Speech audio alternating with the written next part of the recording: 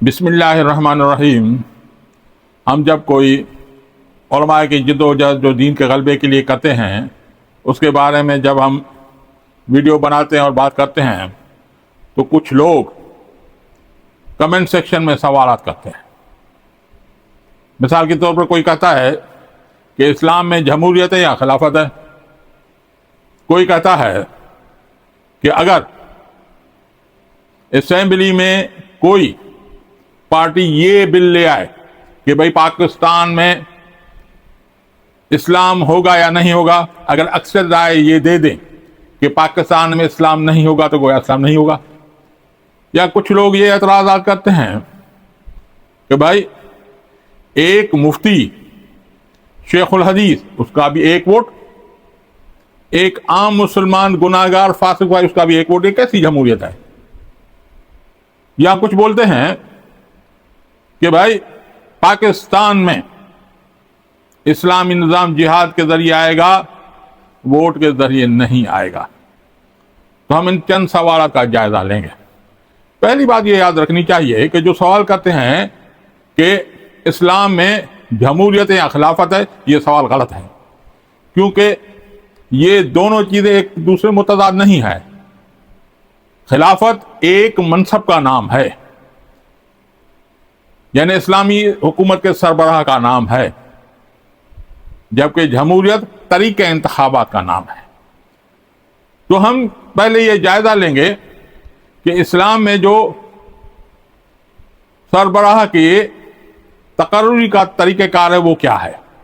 پہلے ہم خلفائے راشدین میں دیکھتے ہیں، حضرت ابوبکر صدیق رضی اللہ تعالیٰ عنہ کی جو خلافت کی نامزدگی ہوئی تھی یہ عام بیعت کے ذریعے ہوئی تھی، یعنی لوگوں نے آپس میں حضرت ابوبکر صدیق کے ہاتھ پر بیعت کی تھی اور وہ خلیفہ ہو گئے۔ اور حضرت عمر رضی اللہ تعالیٰ عنہ اس کی خلافت نامزدگی سے ہوئی تھی، یعنی حضرت ابوبکر صدیق رضی اللہ تعالیٰ نے کہا تھا کہ میرے بعد خلیفہ عمر ہوگا۔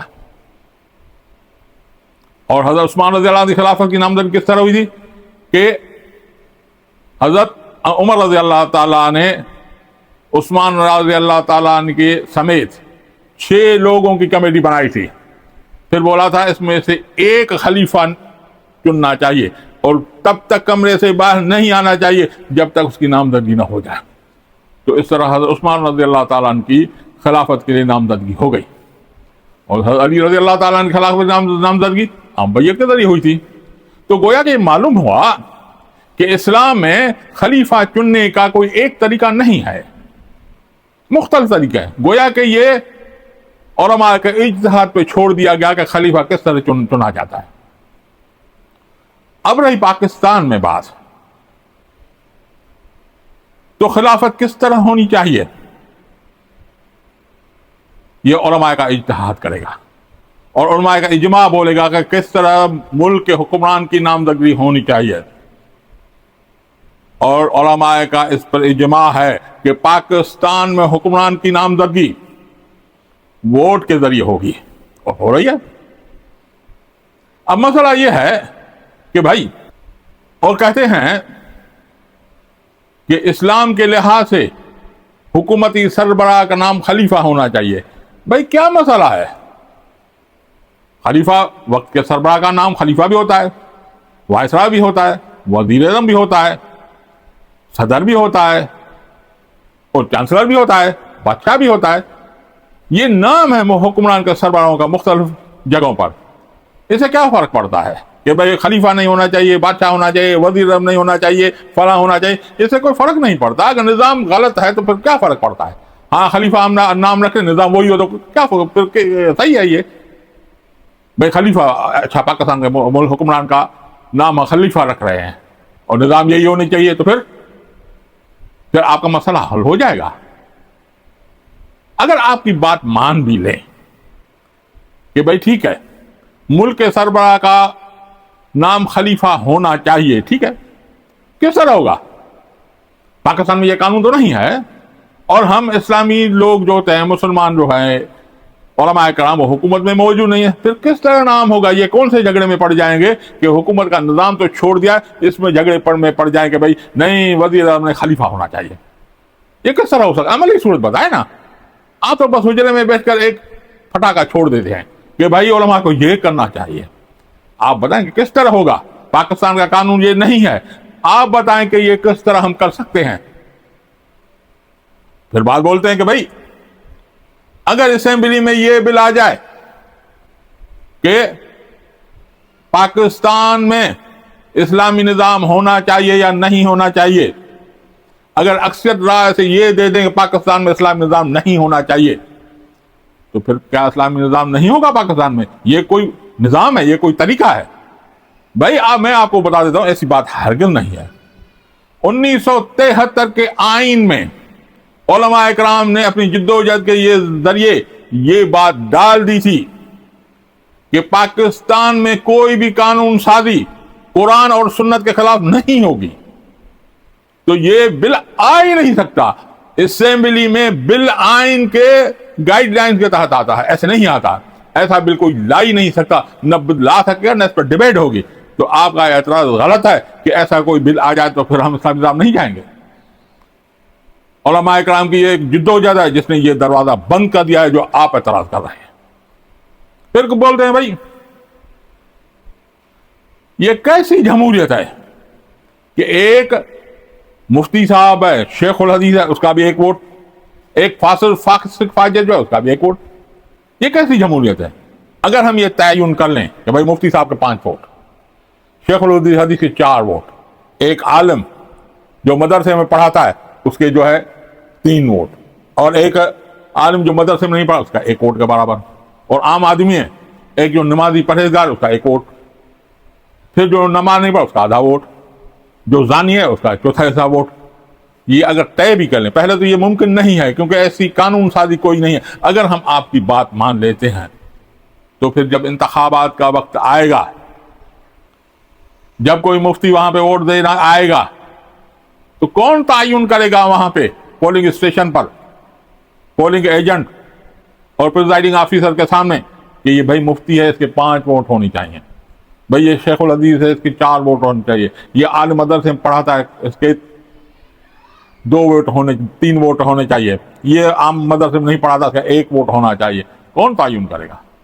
یا ایک آدمی بندہ آتا ہے، بھائی یہ نمازی ہے اس کا 1 ووٹ ہونا چاہیے، بھائی یہ بے نمازی اس کا آدھا ووٹ ہونی چاہیے، بھائی یہ زانی ہے اس کا 1/4 حصہ ووٹ ہونا چاہیے. تو یہ کون تعین کرے گا؟ وہاں پہ پولنگ اسٹیشن پہ وہ پولنگ ایجنٹ بیٹھا ہوا ہے، پریزائڈنگ آفیسر بیٹھا ہوا ہے، اور وہاں پہ ووٹ ڈالنے آتا ہے، تو وہاں پہ کیسے آپ تعین کریں گے؟ جس امیدوار کا وہ حامی ہوگا وہ بولا یہ مفتی صاحب ہیں اس کے 5 ووٹ ہونے چاہیے، دوسرا بولا یہ مفتی نہیں ہے صرف عام عالم ہے اس کے 2 ووٹ ہونے چاہیے. مثال ایک بندہ آ جاتا ہے وہ بولے گا بھائی یہ نمازی ہے اس کا 1 ووٹ ہونا چاہیے، دوسرا بولے یہ نمازی نہیں ہے یہ تو زانی ہے اس کا 1/4 ووٹ ہونا چاہیے، نماز بھی نہیں پڑھتا. تو یہ کون تعین کرے گا وہاں پہ پولنگ اسٹیشن پر؟ ایک پولنگ اسٹیشن، پاکستان میں بہت ساری پولنگ اسٹیشن، ایک پولنگ اسٹیشن میں مثال 5000 لوگ آتے ہیں، تو کون ان کیٹیگری کو تعین کرے گا؟ کون ڈیسائیڈ کرے گا کہ بھئی یہ مفتی صاحب ہے، یہ شیخ الحدیث ہے، یہ عالم مدرسے میں پڑھاتا ہے، یہ آدمی جو ہے نمازی ہے، یہ آدمی بے نمازی ہے، یہ زانی ہے، وہ اقرار نہیں کر رہا اپنی زنا کی. کون تعین کرے گا؟ کہاں سے آپ شاید وہ گواہ لے آئیں گے جو ان کا تعین کرے گا؟ کیا وہ 5 سال میں بھی یہ ووٹنگ مکمل ہوئی؟ آپ کہاں سے گواہی لے آئیں گے؟ کہاں سے لوگ لے آئیں گے وہ جو یہ تعین کریں گے؟ یہ ممکن نہیں ہے. مثال طور ہم اسلام سے پوچھتے ہیں بھائی ایسی کوئی گواہی ہے کیا کہ تقویٰ کے بنیاد پر گواہی بڑھی جائے، علم کے بنیاد پر بڑھی جائے اور فسوق و فجور کے بنیاد پر نہیں کی جائے؟ بھائی مثال کے طور میں پوچھتا ہوں، ایک عورت ہے، مرد ہے، اس کی شادی ہو رہی ہے، اس کے لیے 2 گواہ چاہیے. آپ یہ کر سکتے ہیں کہ ایک مفتی صاحب آ جائے وہ گواہی دینے، تو آپ کہیں بھائی کیونکہ یہ مفتی صاحب ہیں اس کے لیے اس کی 1 گواہی 2 گواہی کے برابر ہو؟ کیا اسلام اس کی اجازت دے سکتا ہے؟ یا بھائی یہ بولیں کہ یہ آدمی جو نماز نہیں پڑھتا، یہ بے نمازی ہے، یہ گواہ بن رہا ہے شادی کے لیے، اس کے نکاح کے لیے، اس کی آدھی گواہی ہونی چاہیے، ایسے 4 لوگ آئیں تو پھر یہ اس کی گواہی قابل قبول ہے. کیا آپ ایسا کر سکتے ہیں؟ یا اسلام اور شریعت اس کی اجازت دیتا ہے؟ نہیں دیتا. اسلام گواہی کو تقویٰ اور غیر تقویٰ کی بنیاد پر نہیں کرتا. تو پھر آپ کون ہوتے ہیں جس کو جو کیٹاگرائز کریں کہ بھئی مفتی صاحب اور اس کے 1 وہ برابر ہو؟ سب کے برابر ہوں، اسلام میں بھی یہی ہے. اور دوسرے کہتے ہیں بھئی بھائی پاکستان میں اسلام جو ہے وہ جہاد سے آئے گا، ووٹ سے نہیں آئے گا. ٹھیک ہے بھائی، جہاد سے آئے گا. پھر وہ آدمی جو کمنٹ کرتا ہے ہم اس سے پوچھتے ہیں کہ بھائی آپ جہاد کرتے ہیں؟ وہ بولا میں تو نہیں کرتا.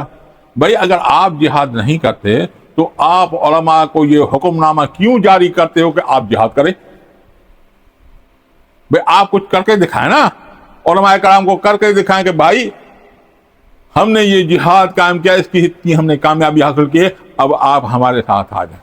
آپ کرتے تو کچھ نہیں ہے، حجروں میں بیٹھ کر مسجدوں میں بیٹھ کر علماء کرام کی جتنی بھی جدوجہد ہے اس پر تنقید کرتے ہیں، کرتے کچھ بھی نہیں ہے. بھائی اگر یہ باتیں آپ کر رہے ہیں تو اس کا ہمیں عملی طریقہ بتائیں کہ بھائی ووٹ کے ذریعے نہیں تو کس طرح اسلام آئے گا، آپ نے کیا کیا ہے وہ کر کے دکھائیں ہمیں. آپ کرتے ہوتے کچھ نہیں ہے، بس صرف اپنے مسجد کے حجروں میں، مدرسے کے حجرے میں بیٹھ کر چند لوگ اجماع علماء کی نفی کرتے رہتے ہیں، اس کی جتنے بھی جدوجہد اس کی نفی کرتے ہیں. میں آپ کو بات بتاؤں کہ پاکستان کا آئین اسلامی آئین ہو چکا ہے، یہ اسلامی آئین ہی ہے. علماء اکرام کی جدوجہد کی وجہ سے پاکستان کا 73 والا آئین اسلام ہو چکا ہے. آئینی 26ویں ترمیم جو علماء اکرام کی جدوجہد سے وجہ تھی اس کو عملی شکل دینے کی کوشش کی گئی ہے. یعنی آئین اسلامی ہے لیکن نفاذ نہیں کر رہے. ہم جو جدوجہد علماء کرام کی جدوجہد ہے وہ اسلام کے آئین کے نفاذ کی جدوجہد ہے. آپ ہیں کہ ایک ہی چوٹ کے اندر جو 73 علماء کرام کی جدوجہد ہوتی آ رہی ہے اس کو ختم کرنا چاہتے ہیں. ٹھیک ہے بھائی آپ ختم کریں، متبادل تو بتائیں نا. بھائی ٹھیک ہے ہم نے مان لیا کہ بیٹے جمہوریت کیسے نہیں ہوتی، آئین وائن کچھ بھی نہیں ہے، تو آپ بتائیں پھر کیا ہونا چاہیے اور آپ نے اس کے لیے کیا عملی طور پر کیا ہے. آپ گھر میں بیٹھ کر علماء کرام حکم دینا چاہتے ہیں کہ آپ ایسا کریں ایسا نہ کریں. بھائی آپ دھیان رکھیں، آپ اجماع امت کو گمراہ قرار نہیں دے سکتے. اجماع علماء حق پر ہے، یہ شریعت نے ثابت کیا ہے. شریعت کے لحاظ سے علماء کا اجماع کبھی گمراہی پہ نہیں ہوتا. تو آپ گمراہ ہو چکے ہیں، آپ کو چاہیے کہ علماء کے پیچھے چلیں اور اس کی جدوجہد میں اس کے شانہ بشانہ چلیں، اس میں روڑے نہ ڈالیں بلکہ علماء کی کے پیچھے چلیں. اللہ تعالیٰ آپ کو ہدایت دے، مجھے ہدایت دے. وما علینا الا البلاغ المبین.